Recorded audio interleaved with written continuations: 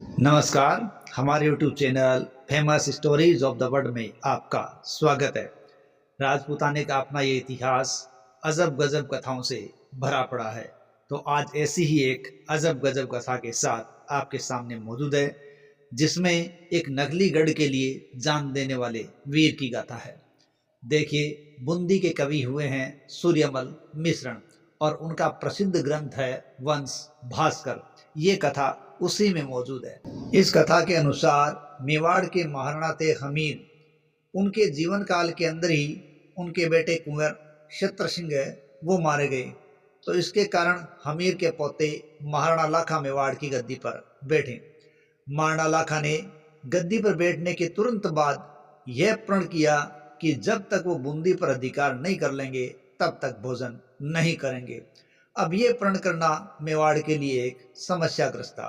तब मेवाड़ वालों ने उनको सलाह दी कि इतनी जल्दी बूंदी जीतना संभव नहीं है, हम ये तुरंत नहीं कर सकते। इसलिए उनको सलाह दी गई कि आप मिट्टी की एक नकली बूंदी बनवाइए और उसमें कुछ सिपाही रखकर उस पर आक्रमण करके उसे जीत लीजिए, हम असली बाद में करेंगे। तब महाराणा लाखा ने कहा कि उस नकली बूंदी के गढ़ में कोई हाड़ा राजपूती रक्षक होना चाहिए।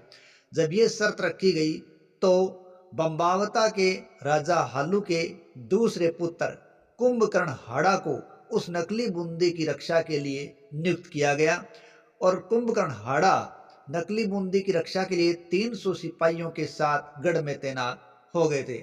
देखिए, बम्बावता के राजा हालू के जो दूसरे पुत्र कुंभकर्ण हाड़ा थे, वो महाराणा हमीर के समय से ही मेवाड़ में ही रह रहे थे, इसलिए उन्हीं को इसके लिए तैयार किया गया। फिर महाराणा लाखा ने इस नकली बूंदी गढ़ पर आक्रमण कर दिया और इस नकली गढ़ को भी बचाने के लिए कुंभकर्ण हाड़ा ने अपना संपूर्ण जीवन दांव पर लगा दिया और सभी साथियों के साथ काम आया। इस प्रकार राजा हालू के पुत्र कुंभकर्ण ने अपने आप को नकली गढ़ के लिए ही बलिदान कर दिया था। राजा हालू के बाद उनके बेटे चंद्रराज का बम्बावता पर राज हुआ और फिर बम्बावता पर चंद्रराज के बेटे धीरदेव ने राज किया था और महाराणा लाखा ने धीरदेव को मारकर बम्बावता पर अधिकार कर लिया था। इस प्रकार नकली गढ़ के लिए जान देने की अलग ही कथा है। बूंदी राज्य का इतिहास लिखने वाले लेखक हुए हैं जगदीश चंद्र गहलोत। वो नकली बूंदी के इस घटना को गलत बताते हैं, काल्पनिक बताते हैं। और वहीं डॉक्टर ओझा बताते हैं कि राजा हालू कभी बम्बावता का स्वामी नहीं हुआ और ना ही उनके कुंभकर्ण नाम का कोई पुत्र था। लेकिन कवि सूर्यमल मिश्रण उन चंद कवियों में से हैं जिन्होंने अंग्रेजों के विरुद्ध लोगों में क्रांति की भावना को संचारित किया था और इसके लिए उसदेव याद भी किए जाते हैं। तो यहाँ बात यह है कि यदि हाड़ा राजपूतों द्वारा खुदवाए गए 14वीं सदी के शिलालेख में ये कथानक मौजूद है, तो बाद में लिखे हुए ग्रंथों की बात स्वतः ही रद्द हो जाती है।